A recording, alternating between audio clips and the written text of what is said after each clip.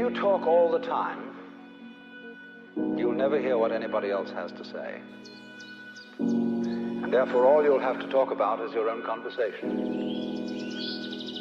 The same is true for people who think all the time. That means, when I use the word think, talking to yourself, subvocal conversation, the constant chit-chat of symbols and images and talk and words inside your skull.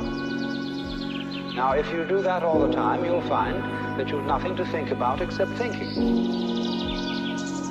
And just as you have to stop talking to hear what others have to say, you have to stop thinking to find out what life is about.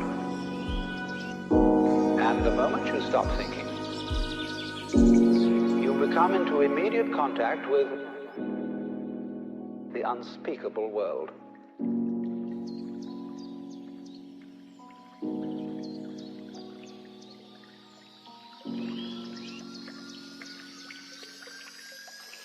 The force of liberation